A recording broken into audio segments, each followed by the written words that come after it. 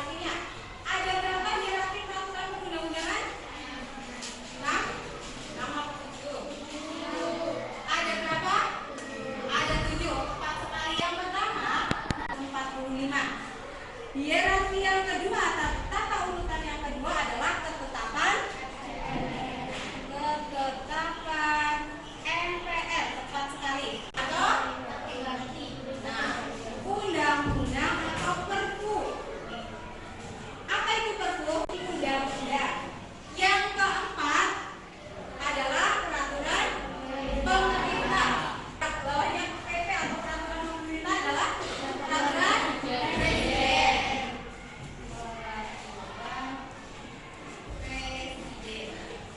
Atau kota. Dilihat di sini dijelaskan Undang-Undang Dasar Negara Republik Indonesia itu sebagai pendukung bagi peraturan perundang-undangan yang lain atau merupakan hukum tertinggi dalam rangka tentang peraturan perundang-undangan di Indonesia. Dilihat, ini ada tempat di depan DPR. Nah, lanjut. Setiap sesuatu yang dibuat atau yang diciptakan pasti memiliki fungsi, ya tidak? Sama. Kelompok 1 ada Amelia, Arfan, Muhammad Adnan, Syafira, Ayu. Kelompok 2 ada Dera, Elsa, Faras, dan lain sebagainya sampai kelompok 6. Kita sekitar masuk nggak semuanya. Jadi tugas kalian di kelompok masing-masing yang pertama, cermati gambar pada slide berikutnya. Nanti Bu Betty tayangkan gambar slide-nya. Yang kedua, melihat kedua gambar slide berikut, coba kalian diskusikan pertanyaan di bawah ini. Yang A, informasi apa saja yang dapat kamu peroleh dari gambar tersebut? Yang B, menurut kelompokmu manakah contoh dari dua gambar itu, mana contoh yang baik, mana contoh yang buruk atau yang tidak baik? Yang ketiga, C, apa manfaat dari contoh yang baik? Yang D, apa kerugian dari contoh yang tidak baik dan bagaimana cara mengatasinya atau solusinya? Yang D, apa kerugian? Yang E, berikan kesimpulan dari kedua gambar tersebut.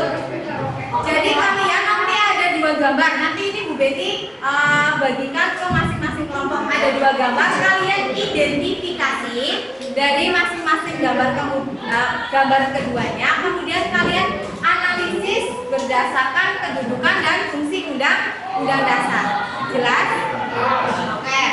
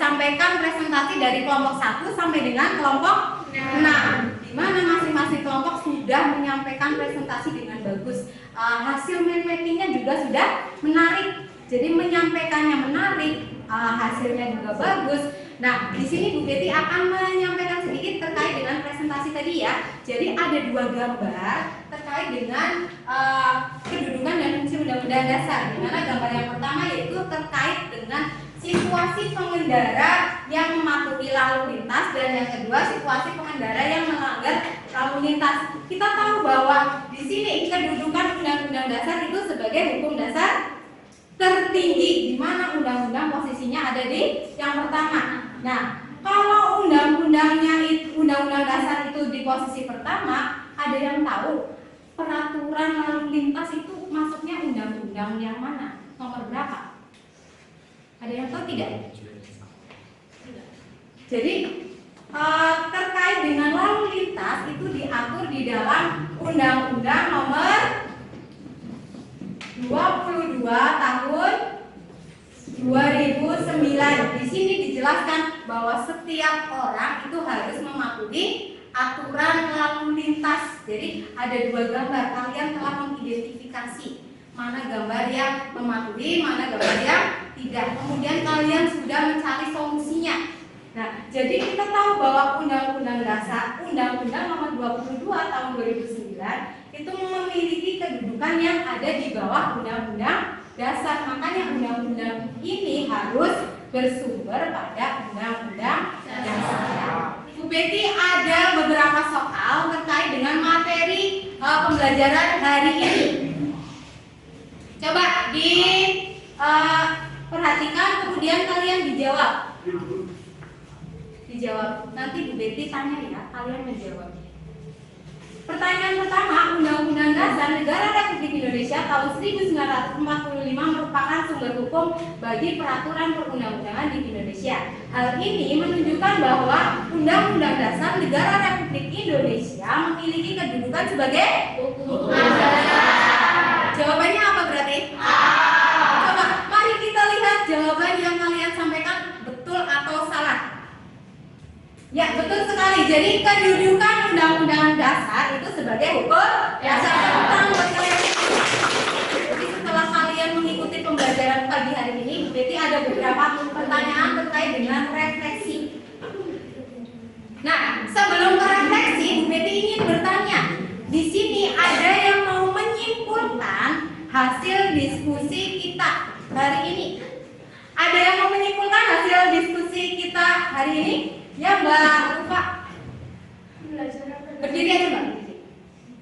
Pembelajaran hari ini yaitu tentang kedudukan Undang-Undang Dasar 1945, di mana kedudukan Undang-Undang Dasar 1945 yaitu merupakan hukum dasar yang tertulis. Ya, betul sekali.